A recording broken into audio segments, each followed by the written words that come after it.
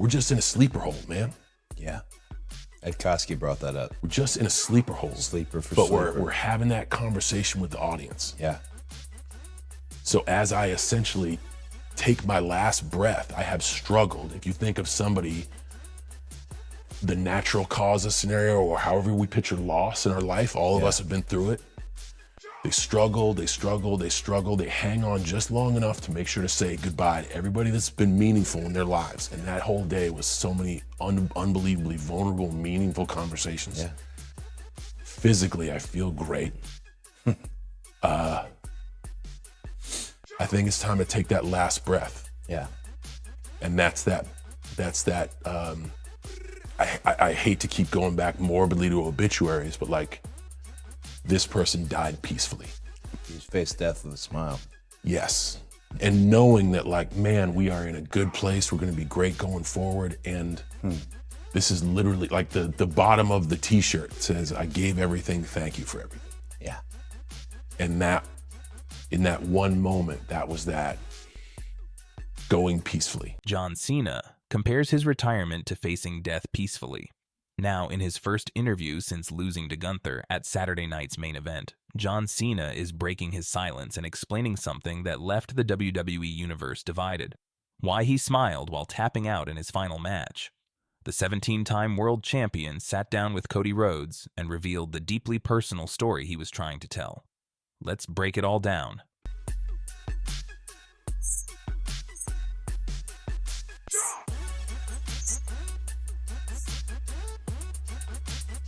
So let's set the scene. December 13th, Saturday night's main event in Washington, D.C. John Cena, the man who built a career on the motto "Never Give Up," steps into the ring one last time against Gunther, the ring general. The match comes to an end with Gunther locking in a sleeper hold, and here's where it gets controversial. Cena weakly taps out with a smile on his face. Not a defiant scream, not a heroic last stand, but a peaceful surrender with a smile. I knew it. I knew it. That was it.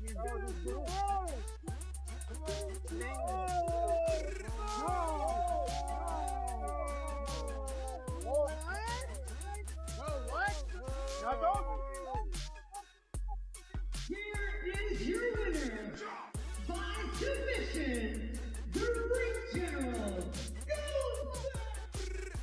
The fan reaction? Absolutely polarizing. Some fans were heartbroken, others were confused, and many felt it wasn't the ending the Cenation leader deserved. But John Cena appeared on Cody Rhodes' podcast, What Do You Want to Talk About?, and explained exactly what he was thinking at that moment. Cena revealed that his entire farewell tour was designed to represent the cycle of someone facing the end of their life. Think about that for a second. This wasn't just a retirement tour. It was a metaphor for mortality itself. I think it's time to take that last breath. Yeah. And that's that, I hate to keep going back morbidly to obituaries, but like. Here's what Cena said, and I'm paraphrasing here. He described the atmosphere at Saturday night's main event as almost overwhelming. They had to move the side ramps to fit more seats. He joked it was nearly a fire hazard just getting to the ring.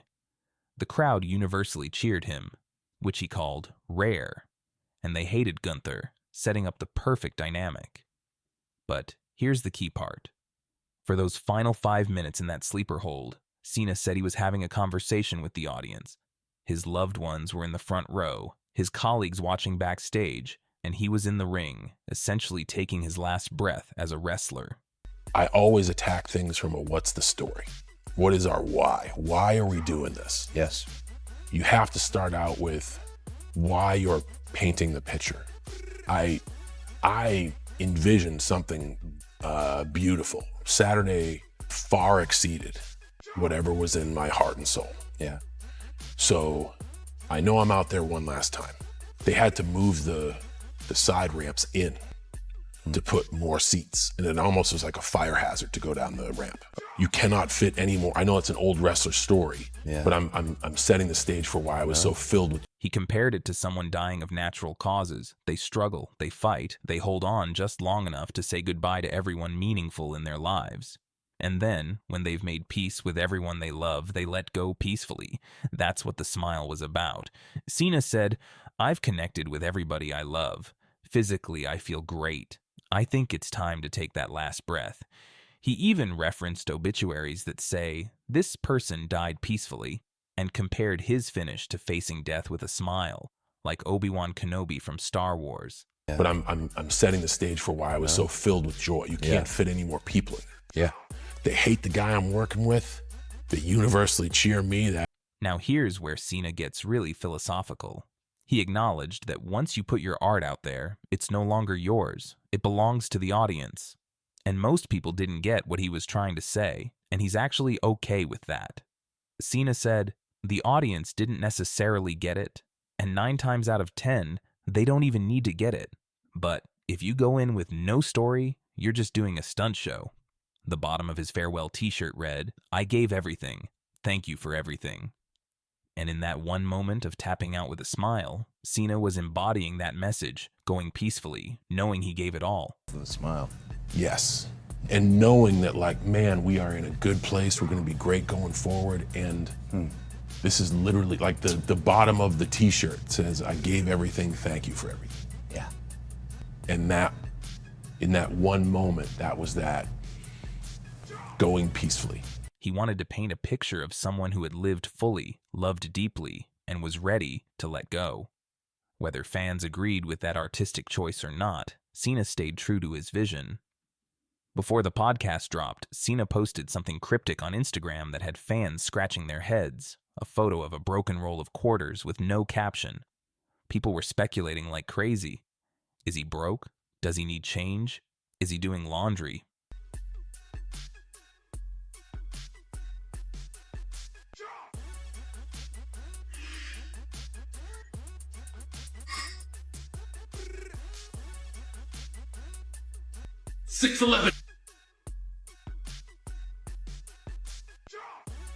A reverse image search showed the photo was from 2012 and appeared in an article about rare valuable quarters. So what was Cena trying to say? Was it about his value being overlooked? About breaking down his legacy into smaller pieces?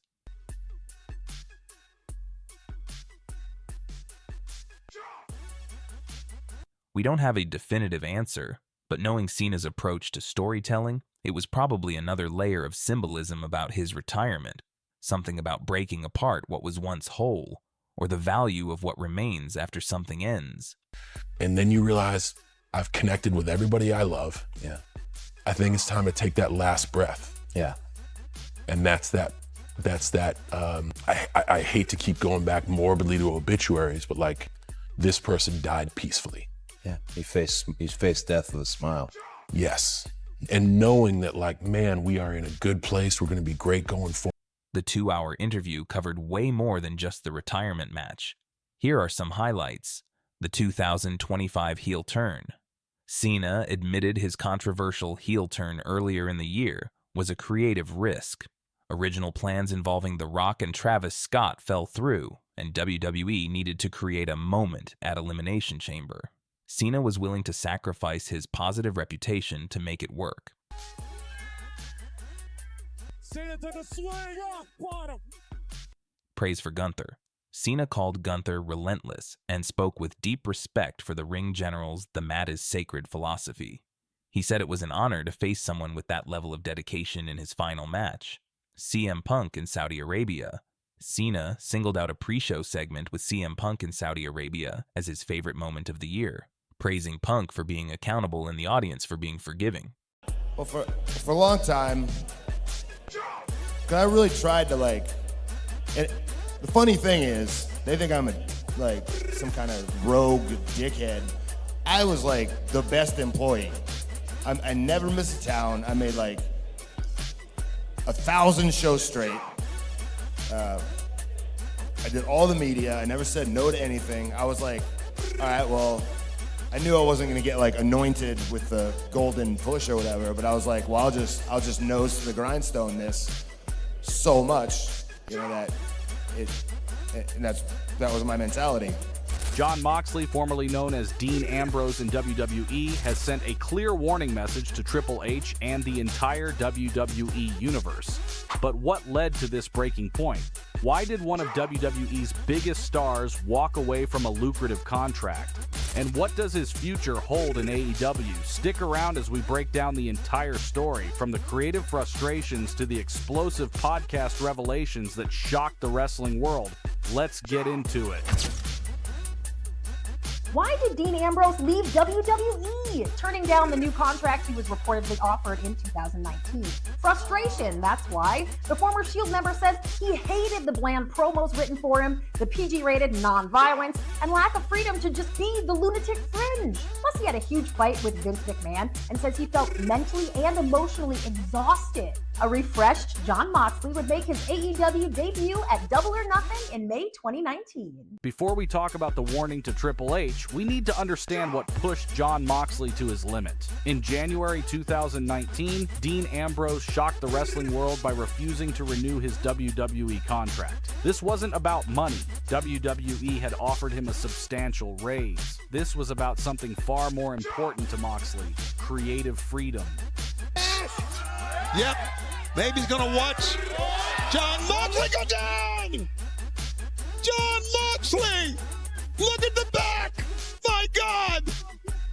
According to multiple sources, including Moxley's own candid interview on Chris Jericho's podcast, the breaking point came during a particularly embarrassing segment. WWE Chairman Vince McMahon wanted Ambrose to get rabies shots with a giant syringe on live television.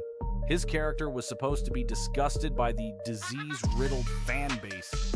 Moxley described feeling physically sick every Monday, dreading what ridiculous script he'd be forced to read. He even searched WebMD, thinking something was medically wrong with him. But it wasn't a physical illness, it was creative suffocation. As Moxley himself said, for whatever reason, me and Vince together, we just create this explosion of goofy nonsense that I detest. What made AEW the best option for you? A lot of it was the timing and a chance to really not just do the things that I want to do, but like change the business. It's like almost like I had to. It was like the universe. It was like Double or Nothing, the timing of it and everything. It chose me. Because when your contract was up? And even that it was in my hometown, there was like, there were all these signs pointing and I'm, always had good relationships with a lot of the guys here. Because I was like, okay, what are we doing? What's the goal here? And I was like, I loved everything they said, from the business kind of plan to the ideas to the way we're going to do stuff to the creativity aspect of it or whatever. There was no reason to not jump on the boat and take this journey, man. A lot of other people would have, swam back to the island, but I'm like, the island, man. Like, let's go. Let's find some new territory, The final insult, he was paid just $500 for his final Shield appearance on the WWE Network. $500 for one of WWE's top stars. But it wasn't just about bad segments. Moxley revealed something far more disturbing during his interview with Jericho. Vince McMahon wanted him to make jokes about Roman Reigns' real-life leukemia diagnosis. Moxley, who genuinely cared about Reigns, was horrified. He did one cancer reference under pressure and immediately regretted it. But McMahon didn't stop there. He wrote an even worse line for the following week. Moxley refused point blank, telling McMahon the line was so offensive they could lose sponsors. Someone might have gotten fired over it.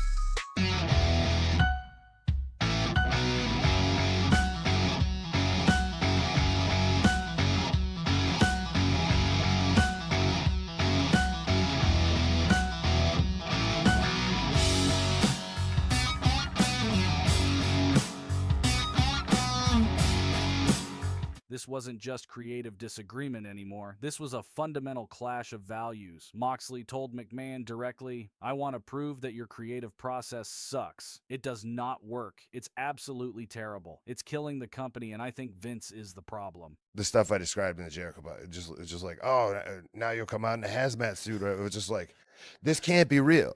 Am I on some kind of reality show? Is this a new WWE Network reality show? Is Vince actually saying these words? Does he actually run a $1 billion company? This is a joke. When he officially told WWE management he was leaving, Vince McMahon reportedly cried. but Moxley's mind was made up. He didn't even look at the new contract offer. He didn't care how many zeros were on the paper. He was gone.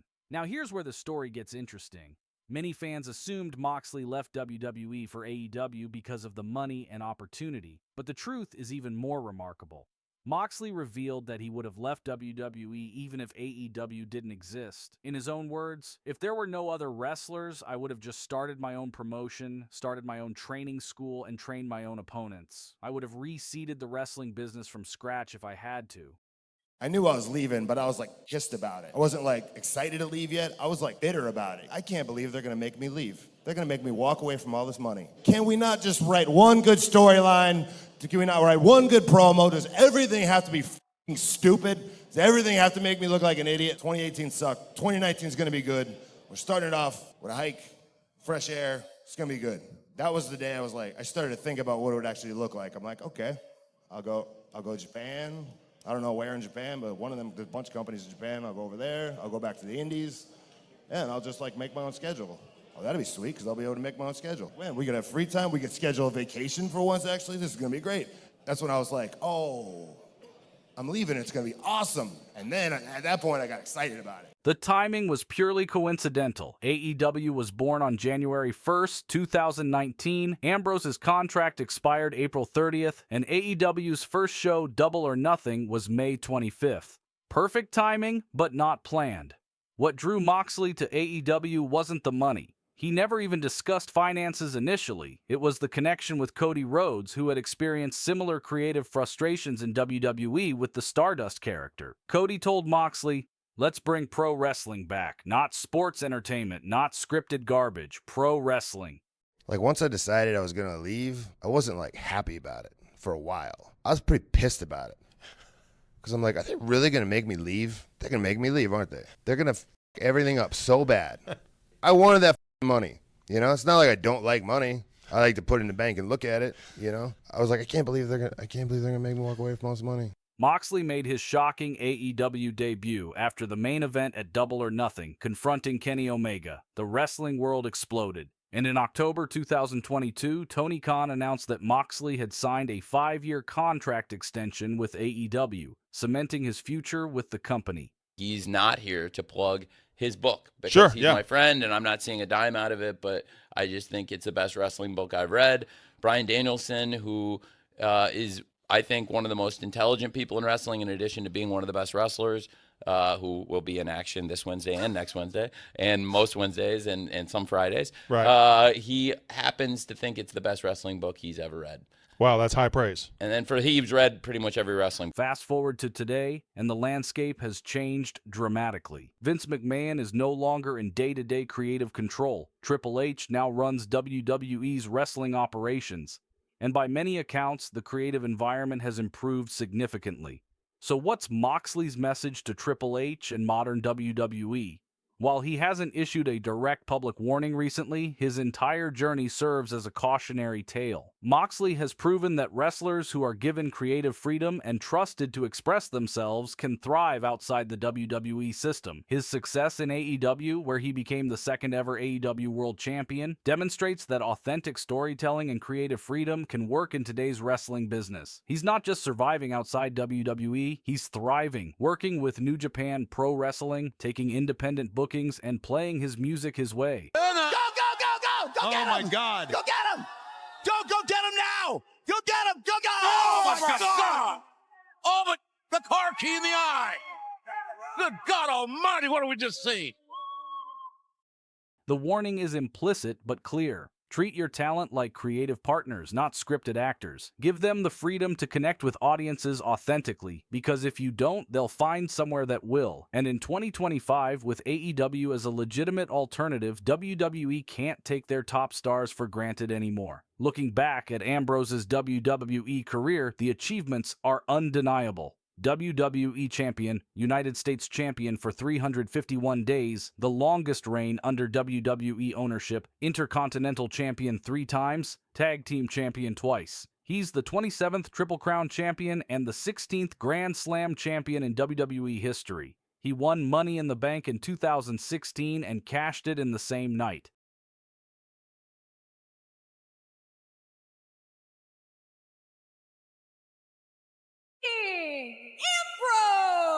Ambrose. Anything's legal. Lesnar. Oh.